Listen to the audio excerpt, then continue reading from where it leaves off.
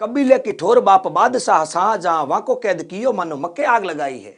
सगे भाई दारावा को पकड़ के मार डालियो रंचक रहम तूने पुर में न लाई है। खाई के कसम ते मुराद को मराए दिनो फिर उन्हीं के साथ कीनी ते ठगाई है। भूषण विनत सुन साए औरंगजेब ऐसे ही अनित कर बादशाही पाई है।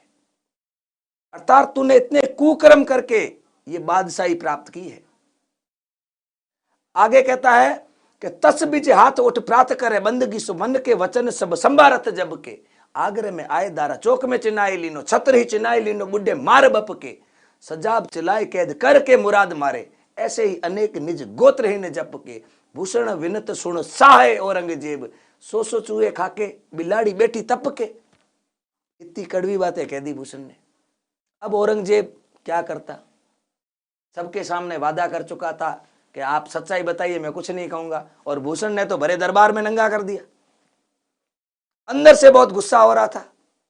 बाहर जाकर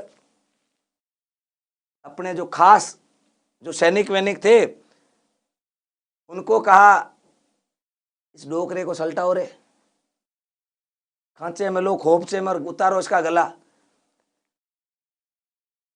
पल्लू साहू कह रहे मतलब क्या है सर? मतलब के लिए आपको हिंदी साहित्य की हमारी क्लासें लेनी पड़ेगी वहां पर हम आपको सेवा बावनी पूरी सिखाएंगे। चलिए,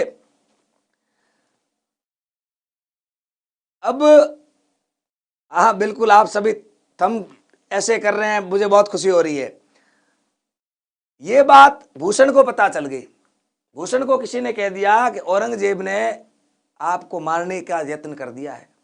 अब तो भूषण ने कहा अब क्या करूं, मेरे मुंह से तो जुबान रही नहीं, कवि हूं, जीभ रही नहीं, अब मारा जाऊंगा। तो कि एक आदमी आपकी रक्षा कर सकता है। कि कौन? शिवाजी। कहां मिलेगा? दक्षिण में। भूषण ने तो हाथों हाथ घोड़े पर बैठे और सीधे दक्षिण की तरफ रवाना। अब दिल्ली से दक्षिण बहुत दूर, 2 दिन 3 दिन जाने में लग गए। औरंगजेब के डर से ड्रेस भी चेंज नहीं की, वही दिल्ली बादशाह से संबंधित जो कपड़े थे वो पहने हुए। घोड़ा भी दिल्ली बादशाह का जिसके ऊपर बादशाही मोहर लगी हुई। अब वो घोड़ा जब दक्षिण में महाराष्ट्र में शिवाजी की सरहद में पहुंचा, और आप सबको पता है, सब हिस्ट्री पढ़ चुके हैं, शिवाजी की गुप्तचर प्रणाली उच्च स्तरीय थी। गुप्तचरों ने शिवाजी को सूचना दी कि एक बादशाही मोहर लगा हुआ घोड़ा हमारे यहां विचरण कर रहा है। शिवाजी को भी लगा कि हो सकता है कोई औरंगजेब का गुप्तचर आया हो। शिवाजी खुद साधारण मानव का, साधारण किसान का वेश बदलकर भूषण के पास चले गए। भूषण किसी तालाब के किनारे सुस्ता रहा है।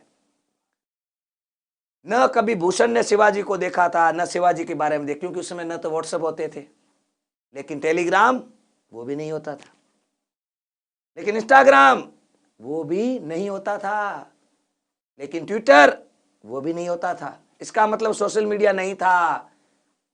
शिवाजी को भूषण जानता नहीं था। भूषण को नहीं पता ये सामने जो शख्स है वो शिवाजी, और शिवाजी एक साधारण किसान का वेश बदलकर भूषण के सामने गए और भूषण को बोला, भाई साहब कहाँ से, यहाँ कैसे, और ये घोड़ा वोड़ा मस्त अरबी सफेद कहाँ से लाए हो?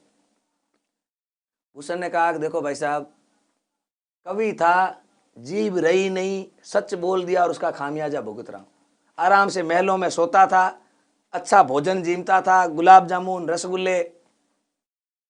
अब मारा मारा मर रहा फिर रहा हूं, पीछे बादशाही सेना लगी है।